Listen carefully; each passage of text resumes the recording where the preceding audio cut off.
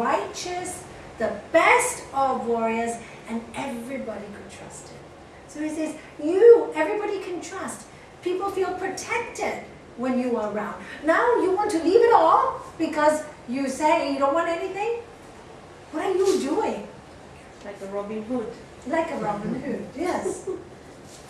And then Arjuna said, "Oh Krishna, how can I ever fight with Bhisma, who's his grandfather, and Drona, who are worthy, they're worthy of my worship. How can I fight with them? It would be far better for me to live as a beggar than to kill these great souls who have been my teacher. Even if I were to kill them, my enjoyment of wealth and desires in this world would be stained with their blood. I am weighed down with weak-mindedness. I am confused." Wow, how many times have we said that in our lives? I am confused and cannot understand my duty. I beg of you to say what is right for me to do. I am your disciple. Please teach me. I have taken refuge in you. Now, here he realizes when Krishna tells him that he's weak-minded, but he's still saying, still giving excuses. I know they're bad, and I know I need to protect the people, and I know this, but I'm so confused because I don't want to hurt anybody. I don't want to kill anybody. I don't want to cause any pain. I really don't. So what do I do? What do I do? What do I do? I'm confused. Help me.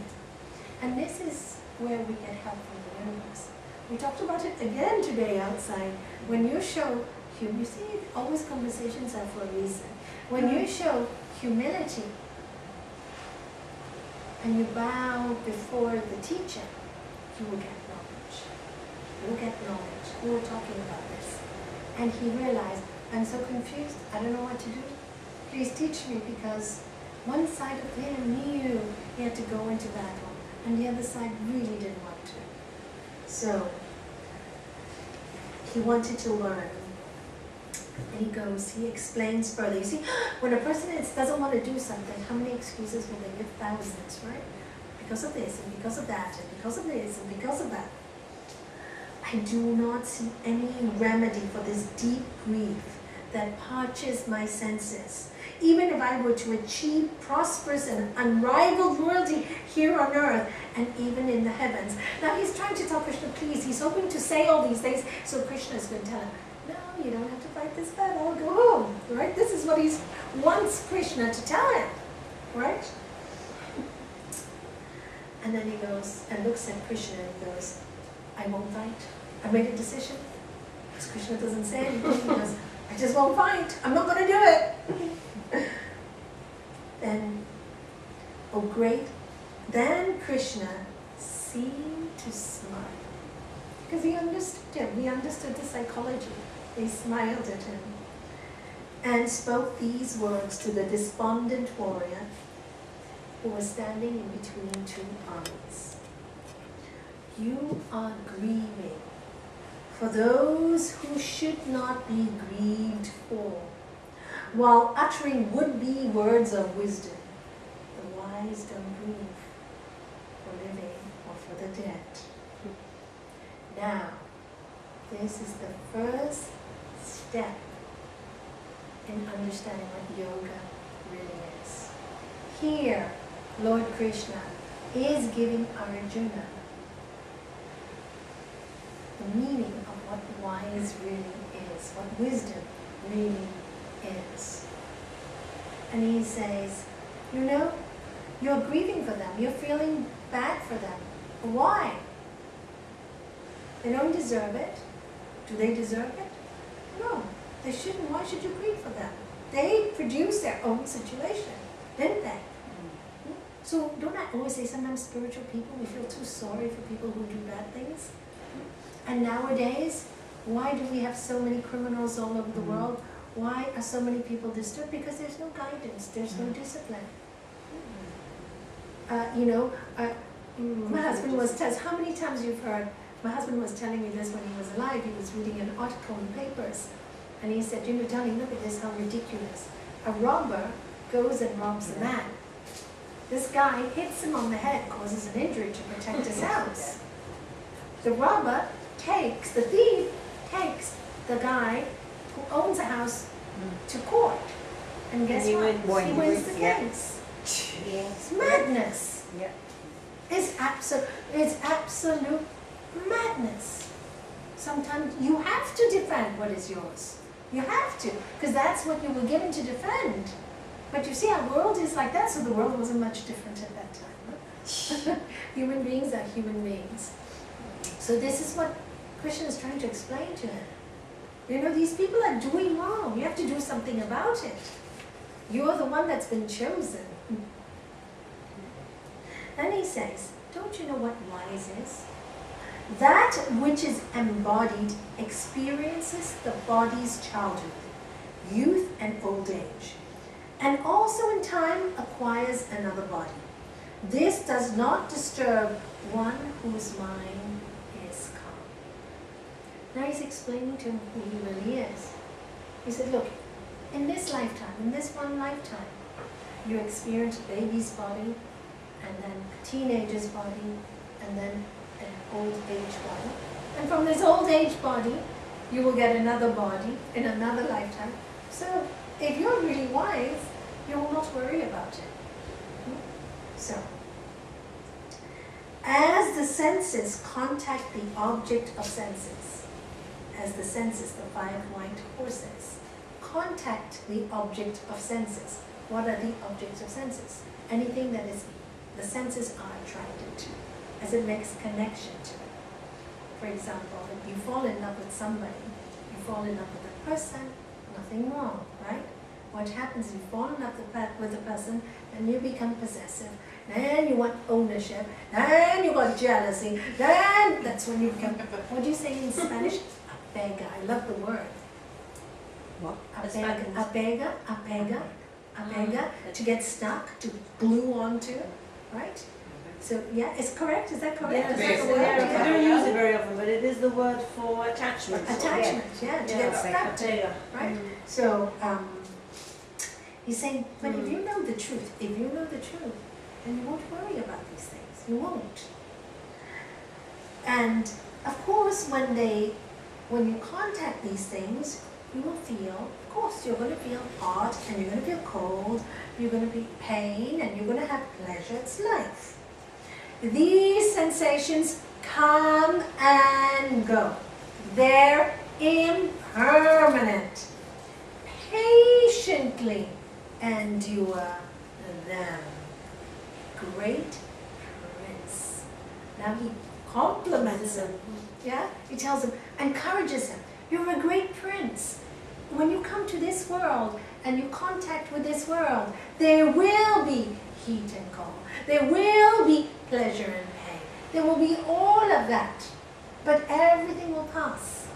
Everything will pass. So you're a great prince. Just patiently endure. So you know when people suffer a lot and they go, oh no, I'm going through a really bad period. So many people, my husband left me, or my wife left me, or this one left me, that one left me. I go, the pain is there. You're going to feel it. You can go, why, if, but, for months and months and months and years, 30 years crying. But what's the point? What's the point? Just patiently endure the pain. It's going to be 3 months, maybe 6 months, maybe 1 year. And once the time comes, the pain will go. You're impermanent. Don't get stuck on this one grief and cry and cry and cry, as most people do. We get so attached. We don't let go. We don't let go. So that's what he's saying. But this is normal that these things are going to happen. It's normal. And I love this. I love this patiently endure them. But that's all you have to tell people. You're going to suffer, but guess what? It'll pass. It'll pass. In fact, that person who is not tossed about by sense experiences and always stays balanced in pain and pleasure is fit to experience immortality. So when you understand this, and you can bear pain and understand it, patiently endure it. And when you can understand pleasure and know that passes as well, once you can do that, you become immortal. Why do you become immortal? Because you understand this is life, you have learned your lesson. There's no need to come back. This is the lesson you have to learn. So you just go through the rest of your life, pain, pleasure, watching it, and it'll pass, it'll come, it'll go. It's all, you see a divine play rather than, and you participate with love and joy. You participate with the pain, you participate with pleasure. And then you're fit for immortality. Know that all this vast universe is pervaded by that which is indestructible. No one can destroy what is everlasting and imperishable. Here he says, know the truth. Here's the truth. This makes you feel solid. When you know this truth, nothing can harm you. And what is this truth? You, whatever is here, will never die. This whole entire universe is made of a substance that is indestructible. The soul, the energy, cannot die. Know this. The body is just young age, old age, next body, but the permanence in you, you never die. It never dies. Once you know that you never die, you never die, you never die, a lot of the fear, a lot of, oh, God is going to punish me, what rubbish? A lot of all this kind of, oh, I did this bad, and all this story will leave your life. You don't need to hear all those things. You won't bother with those things. You won't bother making excuses. It is as it is, you'll say. It is as it is. And that's the difference, because you realize it's all impermanent anyway, and yet it's always permanent. Nothing dies. You will never die. So he tells him to know it. The indwelling one is eternal, indestructible, and immeasurable. Now, to get it into Arjuna's head, he tells him again the same thing. Your indwelling one, what's inside of you? Don't you understand? The indwelling one is eternal, indestructible, and you cannot measure it.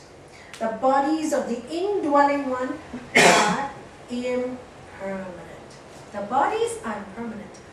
You are permanent. You never die.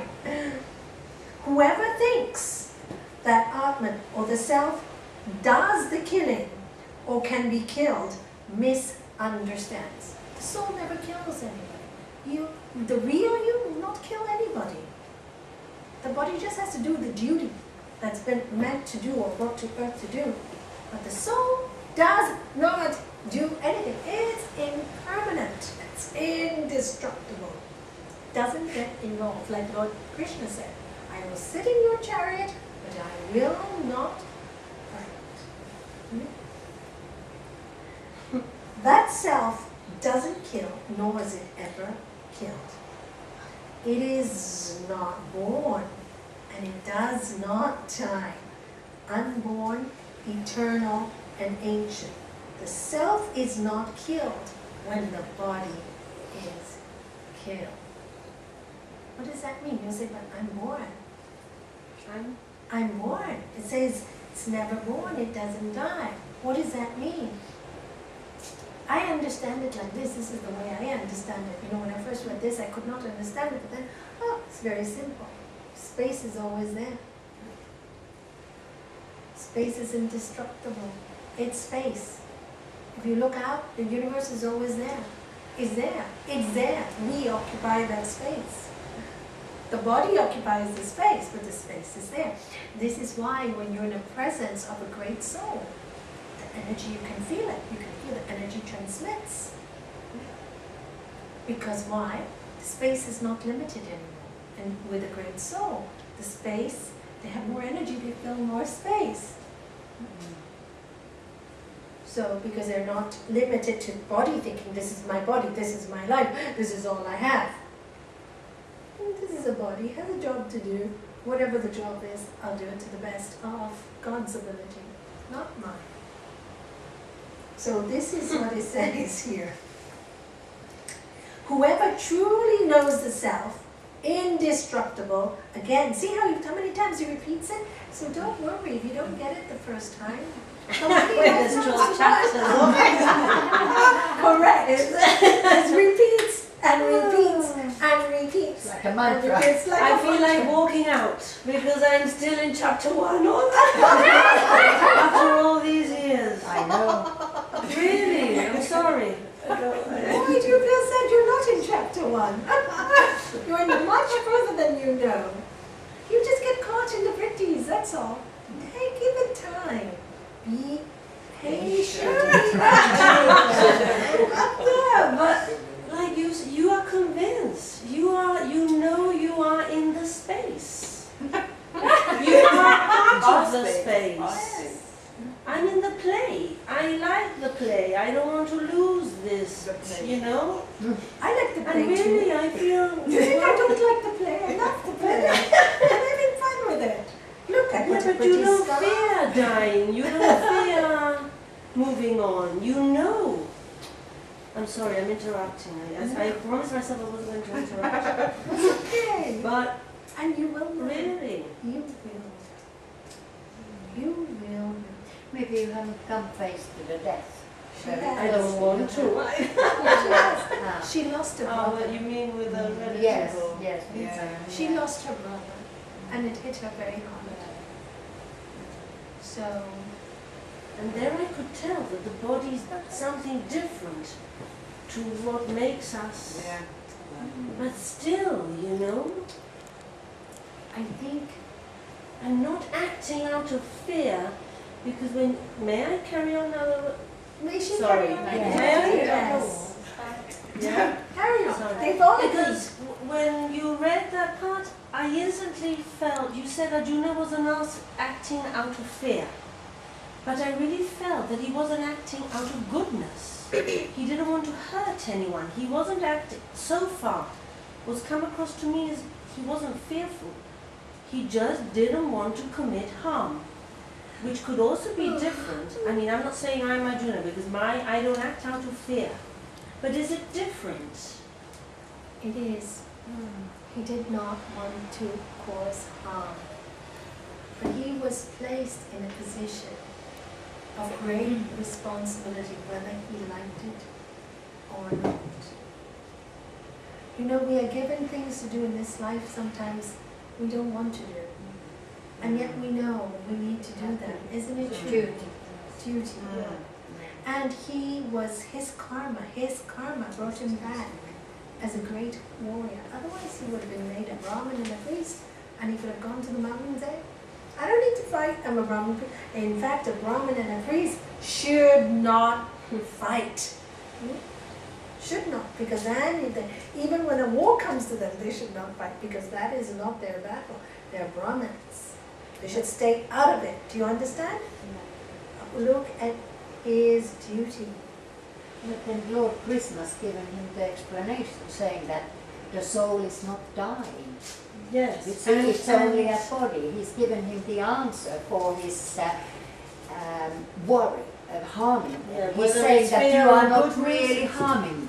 Yes, correct. But he's saying Yes, he's correct. putting the immortal and mortal Yeah. against each other. But They're very when you're clever. trapped in the body, whether it's fear or, like for me it's fear. I can't seem to break out of, Arjuna is the same. Same. Exactly the same as what you were saying. So maybe the Gita is here for you today, Gita.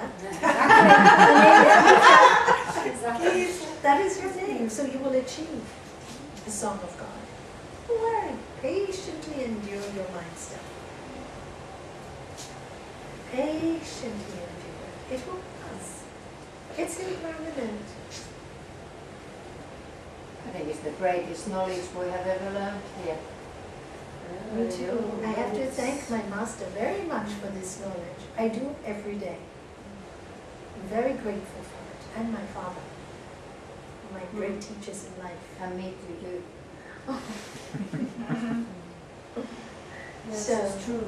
I know it's the best thing we've ever heard.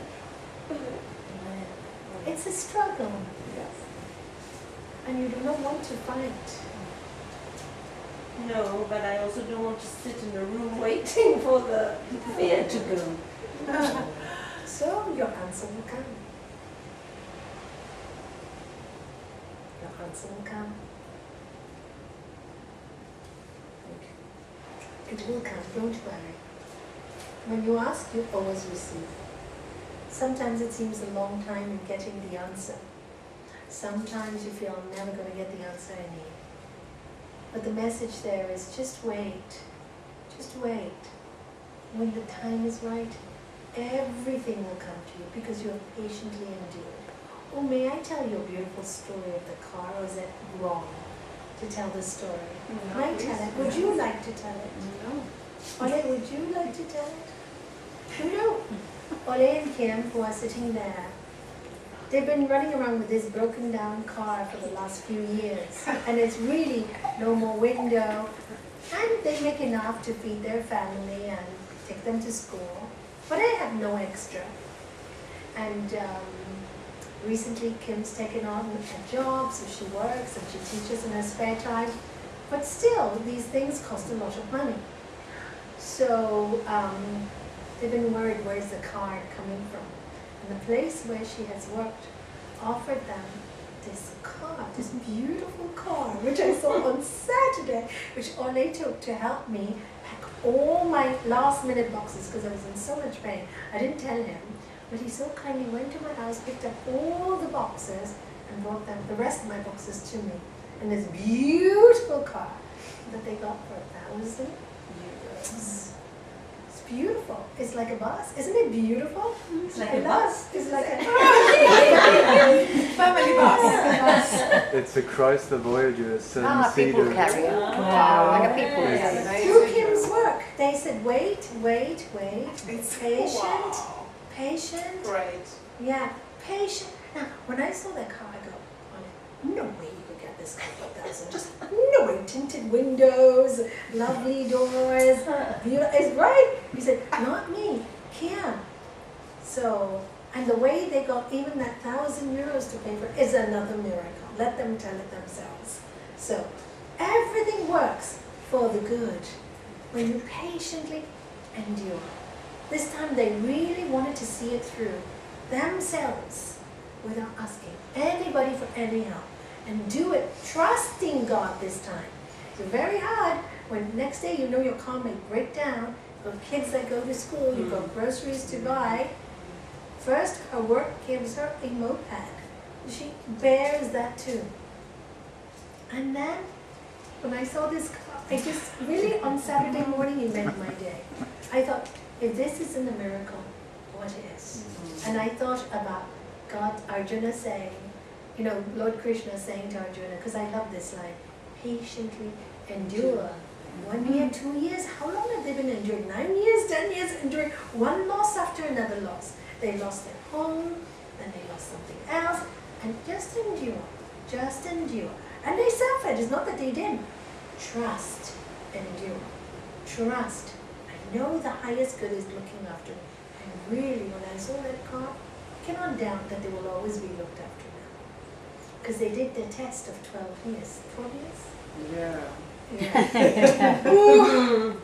Good for you. So, and so this, you know, obviously when I'm reading it today, I see that picture of his face coming to outside my house to help me with the boxes and saying, this is Kim visualized it so much. They There's worked some hard. anger involved though as well. Yes, like Arjuna, Yeah. do you see? Yeah. And you have to go through Yeah. all those emotions, anger, blame, all those things. But it's not the body. I'll stick to the good old patience, and then you feel bad about it. And go, why did I do this? But accept it. I'm not this body, maybe the body. You were saying earlier on, Lizzie, that, what did she say? She said, the thoughts, you said a lot of things to me outside. I just realized. I mean, Yeah. A couple of minutes, you see, that's all you need. You were saying that the thoughts sometimes, no, we're sorry. Yeah, The thoughts just come, she said. They just come, and you don't know where they come from. And they just come, and you just have to do it. Yeah, thoughts of the, you don't want to have it. You don't want to have it. Yes, you were saying it, sorry, yes. I don't want to have it. It just comes. And you have to sometimes express those thoughts. But don't take such responsibility.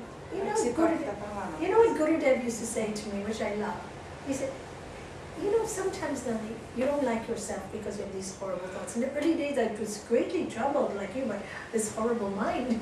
Because if you can say, you know, God made you think it, so let God handle it. Let him handle it. You don't have to handle it. Allow the universe to handle it, allow God to handle it. Just watch it and let it go. And you know, that's what I learned to do. Now I have fun with the thoughts. They don't bug me. Like before, guilty, oh my God, I had a bad thought. What a lot of nonsense. No, it came, it's going to go. I know my heart doesn't want to hurt anybody, and that's what I can do. But if these thoughts come, must be a reason God wants me to be rude to this person. You know, so I'll be rude, I accept it, they don't like me, no problem. No problem if they don't like me. How many people have go, ooh, how dare she, and walk away? It's okay. I feel God put the thought there. My thought in saying them is, I want you to be the best you can. It's never to put people down. Never that comes in my mind or my brain. That never comes.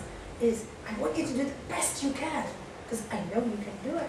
Sometimes you just want to say, shake them and say, wake up, don't you know who you are? You're divine. You can do anything. You just don't believe that you can do everything, but you can do everything.